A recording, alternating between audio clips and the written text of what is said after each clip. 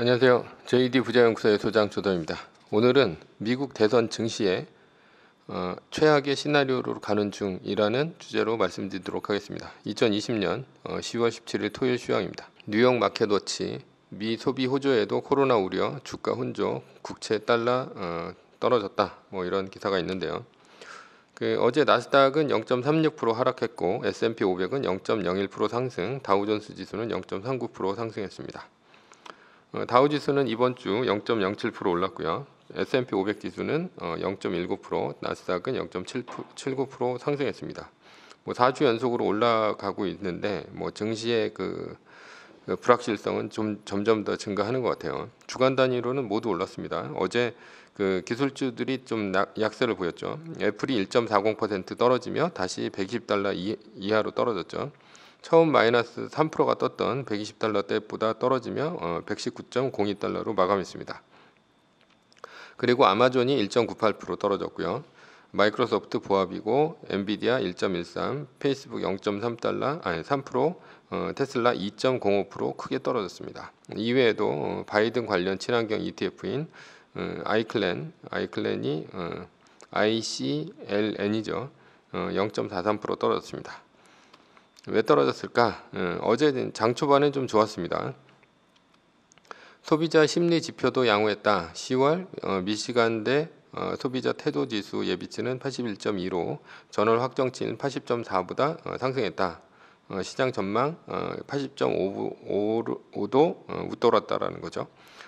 미국의 이제 소비와 고용이 가장 중요한데 소비자 지표가 시장 전망치보다 웃돌았다는 데서 이제 좋았죠.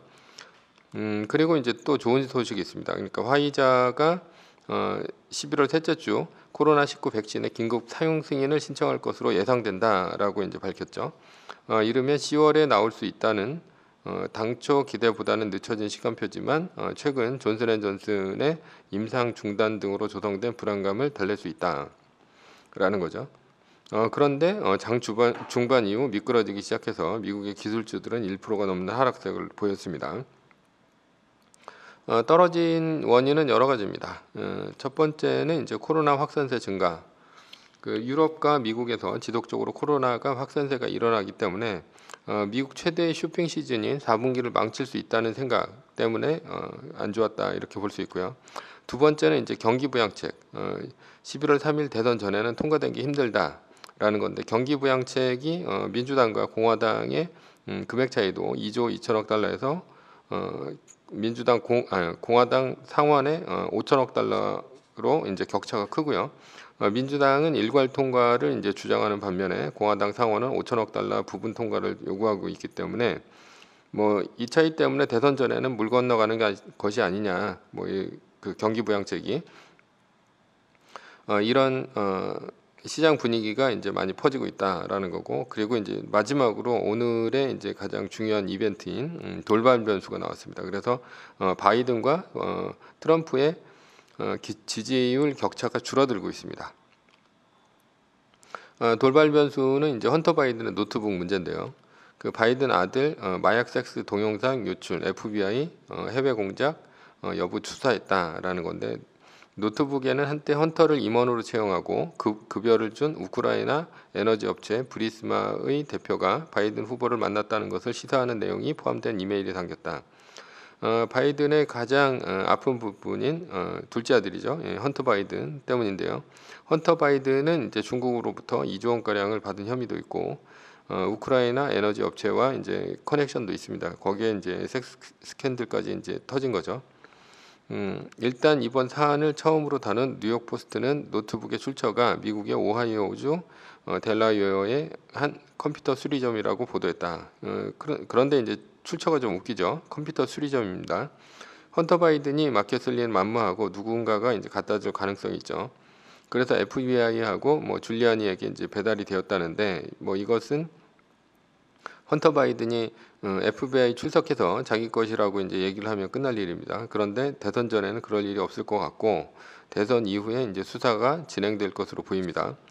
2016년 대선에서도 힐러리의 이메일 스캔들이 터져서 결국 트럼프가 힐러리를 누르고 대선에서 승리를 했는데요. 이번에도 같은 패턴에 민주당이 당할 줄은 두고 볼 일입니다. 결국 이것 때문에 바이든과 트럼프의 지지율 격차가 줄었습니다. 증시는 이제 가장 싫어하는 게 이제 불확실성인데요. 지금 이것으로 인해서 불확실성이 커지고 있다라는 건데, 그런데 이제 문제는 가장 골치 아픈 시나리오에 직면했다라는 점입니다. 증시로서 이제 가장 좋은 시나리오는 뭐냐? 첫 번째는 이제 트럼프의 승리죠. 트럼프가 1%라도 이기는 것이 좋습니다. 그래서 이제 증시는 그럴 경우 이제 불확실성이 제거되면서 우상향할 것이고요. 두 번째는 이제 바이든의 압승입니다. 트럼프와의 격차가 최소 4% 이상 차이가 나면서 바이든이 압승을 하면 증시는 우상향합니다. 우편 투표의 부정을 얘기하는 트럼프의 말발이 안 먹힐 수 있을 정도로 격차가 한 4% 이상 벌어지는 것이라고 보면 되고요. 그런데 증시로서 최악의 시나리오는 뭐냐? 이게 이제 바이든의 승리입니다. 그런데 트럼프와의 격차가 3% 이내의 소폭 승리다. 이렇게 되었을 경우 대선 이후에 전국은 트럼프의 우편 투표 부정을 이제 걸고 넘어지면서 대통령 취임 전까지 물고 늘어질 것으로 보이고요. 따라서 이제 증시는 하락하고 경기부양책 통과는 완전히 물 건너가는 시나리오가 됩니다. 게다가 이번 실업 관련 지원 법안이 표류할 수가 있고요.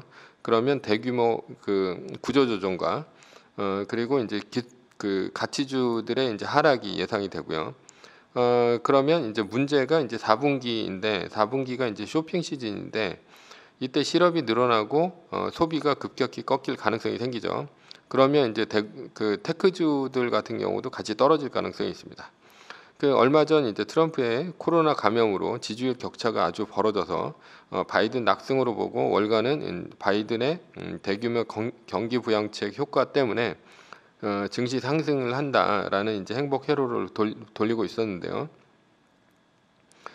그런데 헌터 바이든 문제가 트럼프와 바이든의 지지율 격차를 줄이면서 증시로서는 최악인 바이든 승리 이후 우편 투표 불복 문제가 수면 위로 떠오르면서 전국은 안개 속으로 이제 빠져들었다라고 볼 수 있어요. 그래서 앞으로 대선 전까지는 더 많은 폭로가 또 있을 것으로 보입니다. 결론입니다. 결론은 선거 막바지로 갈수록 진흙탕 싸움이 되면서 지지부진한 증시가 될 수 있고요. 그러나 안개 속이라 하더라도 마이너스 3%가 끝나면 1등 주식을 사야 됩니다. 미세 조정인데요. 10월 24일 이전에 경기부양책 통과는 물 건너간 것으로 보이고요. 금은의 가격은 상승하기가 좀 힘들어 보입니다. 저가 매수의 기회이나 사람들은 이때 금은을 대부분 사지 않죠. 매뉴얼은 2020년 9월 23일 마이너스 3%가 떴으니 달러, 금, TIP, TLT 등을 가져가다가 2020년 10월 24일까지 마이너스 3%가 안 뜨면 1등 주식을 사면 됩니다. 두 번째는 8거래일 상승 이후에도 마이너스 3% 위기가 끝났다 이렇게 보시면 되고요. 위의 상황은 매뉴얼일 뿐입니다. 따를 사람은 따르고 참고할 사람은 참고하시면 됩니다. 주식을 사고 파는 것에 대한 모든 책임과 이득은 자신에게 있습니다. 세 번째 전제는 세계 1등 주식은 우상향한다입니다. 오늘은 미국 대선 증시에 최악의 시나리오로 가는 중이라는 주제로 말씀드렸고요. 후원은 제가 영상을 제작하는데 많은 도움이 됩니다. 하나은행 447-910064-61005 주식회사 JD부지연구소 감사합니다.